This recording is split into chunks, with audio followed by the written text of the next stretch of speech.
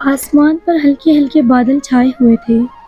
کچھ پرندے گھونسلوں میں دبکے ہوئے اور کچھ دانے پانی کی تلاش میں نکلے ہوئے تھے۔ ایسے میں ایک بانسری کی آواز آس پاس کے ماحول کو بہت ہی خوبصورت بنا رہی تھی۔ راجو جو دور پہاڑوں کے درمیان میں بکریاں چرا رہا تھا، بانسری کی آواز سن کر بکریوں کے ریوڑ کو ہانکتا ہوا اسی سمت آ گیا جہاں سے یہ آواز آ رہی تھی۔ اس نے دیکھا کہ 10-12 سال کا معصوم بچہ درخت سے ٹیک لگائے آنکھیں بند کیے ایک گرد سے بے نیاز بانسری بجا رہا ہے۔ راجو خاموشی سے اسے دیکھنے لگا، مگر اس کی بکریوں کے گلے میں پڑی گھنٹیاں اس کی ذرا سی حرکت سے بج رہی تھی۔ گھنٹیوں کے شور سے بچے نے آنکھیں کھول کر دیکھا اور بانسری اپنے ہاتھوں میں پکڑ لی۔ ایک لمحے کو راجو کو وہ بہت پر اسرار سا لگا کیونکہ اس کی آنکھوں میں غیر معمولی چمک تھی۔ راجو ایک بہت بہادر انسان تھا، اس لیے وہ اس بچے کے قریب چلا گیا۔ اب بچے کے ہونٹوں پر مسکراہٹ پھیل گئی۔ راجو نے اس سے پوچھا وہ کون ہے اور کہاں سے آیا ہے؟ اپنی بستی کے تمام بچوں کو راجو اچھی طرح سے جانتا تھا۔ اس کی بستی میں کوئی بچہ اتنا خوبصورت بانسری نہیں بجا سکتا تھا۔ وہ بچہ راجو کے سوالوں کے جواب دینے کے بجائے خاموش رہا۔ راجو سمجھا کہ وہ شاید خوفزدہ ہے، اس لیے اب کی بار اس نے بہت پیار سے کہا، بیٹا تم کسی دوسری بستی کے معلوم ہوتے ہو، یہ بتاؤ کہ تمہارے ماں باپ کہاں ہیں؟ بچہ اب بھی خاموش رہا تو راجو سمجھ گیا کہ وہ بیچارہ گنگا ہے۔ تب اس نے پوچھا، اچھا یہ بتاؤ بھوک لگی ہے، کھانا کھاؤ گے؟ بچے نے اشارے سے بتا دیا کہ وہ بھوکا ہے۔ راجو اسے اپنے گھر لے آیا۔ اس کا گھر چھوٹے چھوٹے 2 کمروں پر مشتمل تھا۔ ایک کمرے میں راجو اپنی بیوی بچوں کے ساتھ رہا کرتا تھا اور دوسرے کمرے میں اس نے بیٹھک بنا رکھا تھا۔ راجو نے بچے کو بیٹھک میں بٹھایا۔ کچھ ہی دیر میں اس کی بیوی بچے بھی وہیں آ گئے۔ راجو نے بچے کے بارے میں بتایا کہ وہ گنگا ہے، اس لیے کسی نے بھی اس سے کوئی سوال نہیں کیا۔ البتہ اس کی آنکھوں کی چمک سے بچے سہم سے گئے۔ راجو کی بیوی ساگ روٹی اور لسی کا گلاس لے آئی۔ شام تک ساری بستی کو بچے کے بارے میں معلوم ہو گیا اور لوگ اسے دیکھنے لگے۔ بستی کے سارے ہی لوگ اس سے بہت محبت سے پیش آئے۔ سب اس کے اور اس کے ماں باپ کے بارے میں پوچھنا چاہتے تھے۔ سب لوگوں نے اسے لاوارث سمجھا اور اس پر ترس کھا کر اسے اپنی بستی میں رہنے کا آمادہ کر دیا۔ اسے اپنی بستی میں رہنے پر آمادہ ہو گئے اور اسے شامو کے نام سے پکارنے لگے۔ اس طرح وہ راجو کے گھر رہنے لگا، لیکن وہ عام بچوں سے بہت مختلف تھا۔ اس کے رہنے سہنے کا انداز دیکھ کر بستی والے بہت حیران تھے۔ نہ تو وہ کوئی کھیل کھیلتا اور نہ وہ عام بچوں کی طرح کسی سے کبھی الجھتا۔ وہ صبح سویرے اسی جنگل کی طرف چلا جاتا جہاں راجو کو وہ پہلی بار ملا تھا اور اسی درخت سے ٹیک لگا کر آنکھیں موندے بانسری بجاتا رہتا۔ اس کی بانسری کی آواز بستی والوں کے دلوں میں اتر جاتی تھی۔ ایک دن جب راجو اپنی بکریاں چرا رہا تھا تو نہ جانے ایک بکری کہاں چلی گئی۔ راجو نے اسے بہت ڈھونڈا، صبح سے شام ہو گئی مگر بکری کہیں نہ ملی۔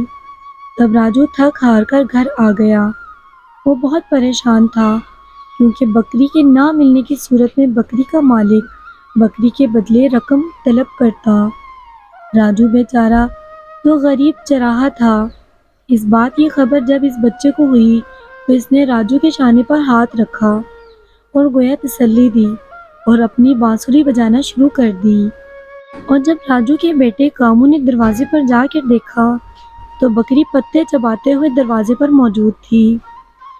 اس واقعے نے سب کو حیران کر دیا اور پھر اس طرح کے کئی واقعات پیش آئے۔ ایک مرتبہ رمزو چاچا کا بیٹا سخت بیمار تھا کیونکہ بخار اس کے دماغ پر چڑھ گیا تھا۔ شامو کو پتہ چلا تو وہ اپنی بانسری لے کر رمزو کے چاچا کے گھر پہنچ گیا اور ان کے بیٹے کے سرہانے پر بیٹھ کر اس نے بانسری بجانا شروع کر دی۔ کچھ ہی دیر میں اس کی بخار کی شدت کم ہو گئی اور پھر وہ بہت جلد صحت یاب ہو گیا۔ اب بستی والوں کو یقین ہو گیا کہ بانسری میں ضرور کوئی ایسی طاقت ہے جس سے ان کے بگڑے ہوئے کام بن جاتے ہیں۔ یوں بستی کے سب لوگ اپنے مسائل شاموں کے پاس لے کر آنے لگے اور بہت جلد ان کی کوئی نہ کوئی حل نکل آتا تھا۔ بستی کا ہر شخص اب شاموں کو اپنے گھر میں رکھنا چاہتا تھا، مگر یہ بات راجو سے کہنے کی کسی میں ہمت نہیں تھی۔ وہ میں ایک شخص رومی تھا۔ اس نے اپنی چالاکی سے شاموں سے دوستی کی۔ کچھ ہی دنوں میں وہ اس کے قریب ہو گیا۔ اب وہ اکثر اپنا وقت شاموں کے ساتھ گزارنے لگا۔ شاموں خاموشی سے اس کی باتیں سنتا اور کسی بات کے جواب میں کبھی کبھی اشارہ کر دیتا۔ باقی وقت وہ اپنی بانسری بجاتا رہتا۔ رومی نے سوچا کہ اگر وہ کسی طرح شاموں کی بانسری حاصل کر لے تو وہ بھی ہر ناممکن کام کو ممکن بنا سکتا ہے۔ بستی کے سارے لوگ اس کے پیچھے پھریں گے اور وہ اپنے دشمنوں کو بھی زیر کر سکے گا۔ ایک دن موقع پا کر اس نے شاموں کی بانسری چرا لی۔ شاموں بہت اداس ہو گیا۔ اس کی آنکھوں میں اب چمک کے ساتھ ساتھ سرخی بھی رہنے لگی تھی۔ وہ اس کی آنکھوں میں دیکھنے کی جرات نہ کرتا تھا۔ بانسری چوری ہونے کی خبر پوری بستی میں پھیل گئی۔ ہر شخص حیران تھا۔ کسی کے وہم و گمان میں بھی نہ تھا کہ کوئی ایسی حرکت کرے گا۔ ادھر رومی سمجھا کہ وہ اب بانسری پا کر دنیا کی ہر شے حاصل کر لے گا، لیکن وہ جس کام کے لیے بانسری بجاتا اس کام میں اسے بے حد نقصان اٹھانا پڑتا۔ آخر میں وہ بہت بیمار رہنے لگا۔ جب اپنی صحت یابی کے لیے بانسری بجاتا تو اس کی تکلیف اور بڑھ جاتی۔ وہ ہر طرح سے برباد ہو کر رہ گیا۔ تب وہ سمجھ گیا کہ یہ بانسری سے فائدے کے بجائے نقصان پہنچائے گی۔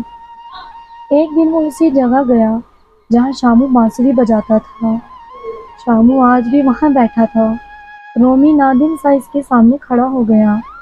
شاموں نے آنکھیں کھول کر دیکھا، پھر یکایک اس کی آنکھوں سے دو شعلے نکلے اور رومی کے جسم میں آگ سی لگ گئی۔ وہ تڑپنے لگا، معافی مانگنے لگا، مگر شاموں سخت غصے میں تھا۔ اسی دوران راجو وہاں سے گزرا۔ اس نے بہت منت سماجت کے بعد شاموں کو آمادہ کیا کہ وہ رومی کو معاف کر دے۔ تب اس نے دوبارہ رومی کو دیکھا کہ وہ آگ بجھ گئی۔ اس کے بعد راجو نے شاموں کو گھر چلنے کا کہا، مگر اس نے منع کر دیا۔ اچانک ایک کبوتر پھڑپھڑاتا ہوا راجو کے قریب سے گزرا۔ راجو نے چونک کر دیکھا، کبوتر اڑتا ہوا دور چلا گیا۔ راجو نے شاموں کی طرف دیکھا۔ اب نہ وہاں شاموں تھا اور نہ اس کی بانسری۔ وہ بچہ کون تھا؟ کہاں سے آیا تھا؟ یہ کوئی نہ جان سکا۔ اس کے بعد وہ بچہ پھر کبھی بستی میں نظر نہ آیا اور نہ کبھی بستی والوں نے بانسری کی آواز سنی۔ شاید وہ رومی کی حرکت دیکھ کر دل برداشتہ ہو گیا تھا۔ وہ نیک بچہ کیوں آیا تھا اور کہاں چلا گیا، یہ بھی ایک راز ہی رہا۔ امید ہے آپ کو کہانی پسند آئی ہوگی۔ اگر کہانی پسند آئی ہے تو چینل کو سبسکرائب کر کے بیل آئیکن پریس کر دیں۔ شکریہ۔